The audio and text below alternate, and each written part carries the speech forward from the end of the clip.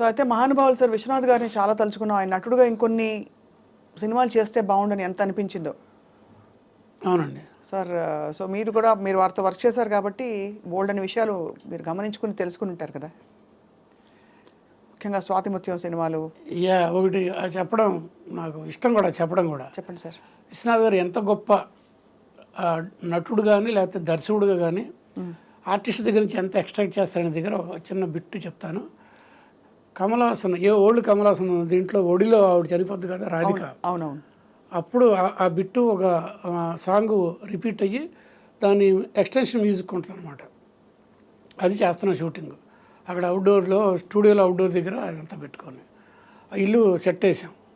Kamal Haasan first డేస్లో ఉన్న ఇల్లు, దాని వెనకాల పెరడ్ అంటాం కదా, అక్కడ అక్కడ షూటింగ్ చేస్తాం. అది విశ్వనాథ్ గారు కమలాసన్కి ఇక్కడ పౌచెస్ పెట్టుకుంటాడు, ఇక్కడ లండన్ నుంచి తెప్పించుకున్నాడు. అంటే ముడతల్లాగా లాటెక్స్, అంతే. దానికి ఒక గంట ఎక్స్ట్రా తీసుకుంటాడు.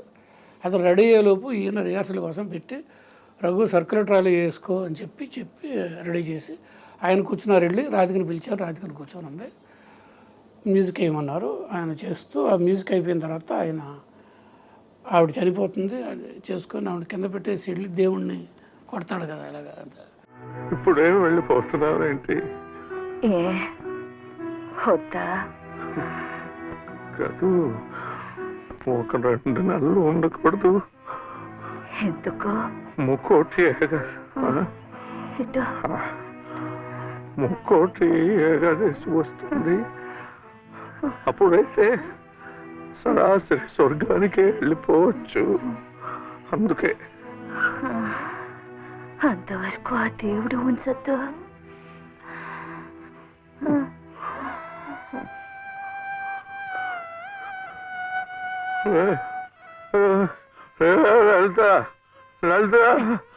ఎంత బాగా చేసినట్టు ఆయన ఆ మ్యూజిక్ ఎండింగ్లో ఆయన చేసిన పెర్ఫార్మెన్స్కి.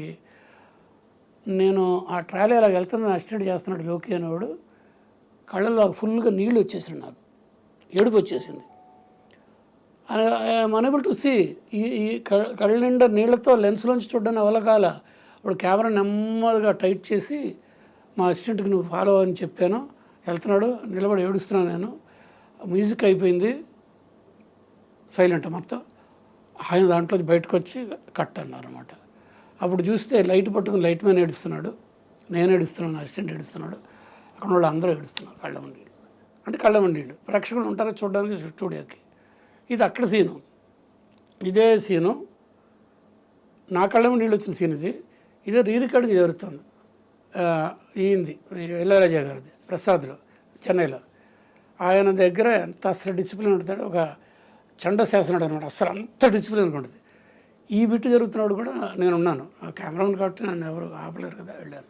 ఇదే జరుగుతుంది. టేక్, ఆయన ఏదో చెప్పారు నోటేషన్, టేక్ అన్నారు, జరుగుతుంది కరెక్ట్గా. ఎక్కడైతే నేను కళ్ళమణిళ్ళతో అలాగే ఏదేమైనా అదే దగ్గర రీ రికార్డుగా నోటేషన్ జరుగుతుంది. కరెక్ట్ అని సర్రం లేచారు ఆయన, ఇళయరాజా గారు. అందరూ ఆశ్చర్యపోయారు. ఇళయరాజా గారు ఎప్పుడు అలా ఉండడంట, అంత వైల్డ్గా. అనగానే ఆయనకైతే వినిపించింది, సౌండ్ డిస్టర్బ్ వచ్చింది. చూసే టైంకి నేనున్నాను అక్కడ. ఒక ముసలైన, ఒక 70 ఏళ్ళ ముసలైన వైలనిస్టు ఏడుపు ఆపోలేక ఏడ్చేశాడు. అది రికార్డ్ అయిపోయింది. ఆయన పరిగెత్తికి వెళ్ళిపోయాడు. మళ్ళీ టేక్ చేసాం. అప్పుడు అందుకని నేను అంటాను, చాలా మంచి మాట ఒకటి నేను చెప్తా. నేను ఏడ్చిన చోట ప్రేక్షకులు ఏడుస్తారు, నేను కెమెరాలో చూసి. నేను నవ్విన చోట ప్రేక్షకులు నవ్వుతారు. It is my feeling. ఇప్పుడు ఇది తప్పలేదు. నాకు ముందే తెలిసిపోద్ది ఈ సినిమా ఆడద్దాను తన్నేస్తుందో అని. నేను ఆ రసాస్వాదన నాలో కలిగిందంటే ప్రేక్షకుడు ఎంజాయ్ చేస్తున్నాడు. అప్పుడు నేను ఈ చిన్న ఇంతే ఉంటుందండి ఫిలిం ఫార్మెట్లు. ఇప్పుడు పెద్ద అనుకోండి మానేడుతుంది ఇంత. దాంట్లో చూసినప్పుడు దేవి 70 స్క్రీన్ ఫీల్ అవుతాను, నా ముందు కొన్ని తలకాయలు బ్యాకులు ఫీల్ అవుతాను, ఎదురుంటే వీళ్ళని ఫీల్ అవుతాను, ఇమాజిన్ చేసుకుంటా. ఇప్పుడు నాకు ఏడుపు వస్తే, అప్పుడు టేకింగ్ అప్పుడు ఏడుపు వస్తే థియేటర్లో ఏడ్చి తీరాలి.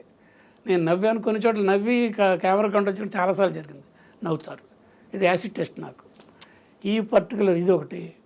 తర్వాత ఇంకోటి ఏంటంటే సిరివెన్నెల్లో అమ్మ ఇది ఎక్స్ప్లెయిన్ చేస్తా చూసారా? అవునవునవును, గుర్తుందా? ఎక్స్ప్లెయిన్ చేసినప్పుడు అది ఆ రోజున ఆ ముందు రోజున ఆ అమ్మాయికి నేషనల్ అవార్డు వచ్చింది. ఎవరికి? సుహాసినికి. నేను చెప్తే వెళ్ళాది అని. మీకు ఐడియా ఉందా? విన్నారా? గుర్తుంది. ఎస్, మా అతనైతే సినిమా అతను డైరెక్టర్ వస్తే అమ్మాయి నేషనల్ అవార్డు ఫస్ట్ టైము సుహాసినికి. అందుకే ఇక్కడ సీన్ చూసిన అతి కష్టమైన సీను. పిలిచారు నన్ను విజయని పిలిచి, రఘు ఇది చాలా ఈ సినిమాలో ఉండే గట్టి సీన్లు ఇది ఒకటి అయ్యా. నాకు కొంచెం నాకు ట్రావెల్లో కాన్ఫిడెన్స్ వచ్చేసింది నా మీద. ఇదిగో షార్ట్లు ఇది ఇంకా నేను ఆ అమ్మాయి దగ్గర నుంచి ఐ వాంట్ ఎక్స్ట్రాక్ట్ సైలెంట్గా ఎక్స్ప్రెషన్ ఇవ్వాలి. దాని గురించి ఎక్స్ప్లెనేషన్ చెప్తుంటే ఈ అమ్మాయి చేస్తూ ఉంటే సాక్షాం గారు దాని మాటల్లో చెప్తుంటాడు. సీన్ తెలుసు కదా మీకు? అవును, గుర్తుంది సార్. అయ్యో, ఆ ఫోటోని నాసిక, ఫ్లూటు, ఇది ఒక కన్ను, చంద్రుడు, సూర్యుడు, ఇవన్నీ అమ్మాయిసిన పెయింటింగ్ చేస్తున్నప్పుడు ఆయన ఏదో అనుకున్నా నాకు చెప్పారు, పెట్టాను షార్ట్ చేస్తుంటే చేస్తుంది ఆయనకు నచ్చట్లా. ఆయనకి బాగా అంటే నెగిటివ్ పోద్ది కదా, టేక్లు అవుతున్నాయి.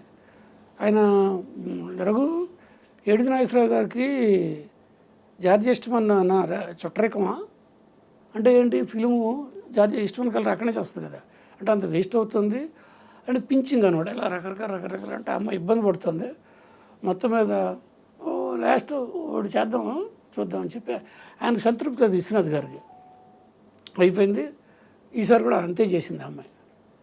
చేస్తే రఘు మనకి ఇంతే ప్రాప్తం, వాళ్ళు నేషనల్ అవార్డు విన్నర్సు, వాళ్ళు ఏం చేస్తే అది ఓకే కెమెరా మార్చు అన్నారు.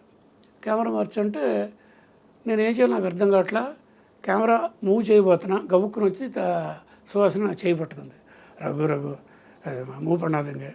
అమ్మాయి కెమెరా ఉమెన్ తెలుసు కదా మీకు? అవును, తెలుసు. కెమెరా ఉమెన్ మేము నా మగమహారాజు హీరోయిన్ అమ్మాయి, వాడు కమలాసన్ మేమంతా కదా.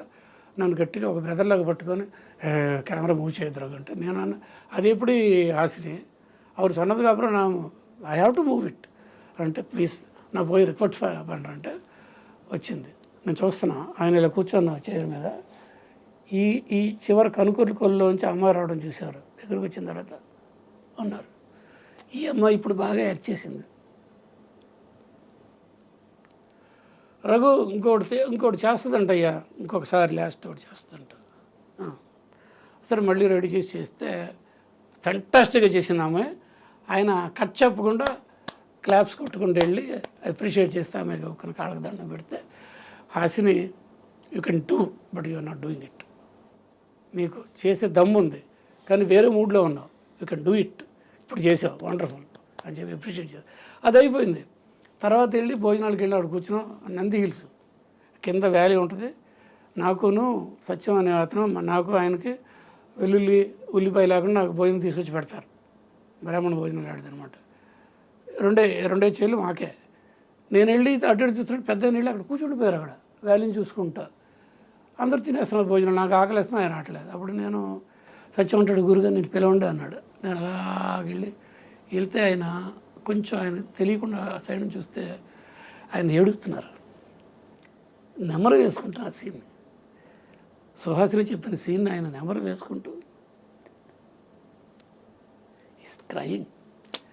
నా కళ్ళ నీళ్ళు వచ్చేసినాయి. నన్ను చూసా రఘు ఆకలిస్తుంది. అలాంటి గొప్ప మహానుభావులు సార్. అలాంటి ఎన్నో ఆయన సినిమాలు, ఆ 2 సినిమాల్లో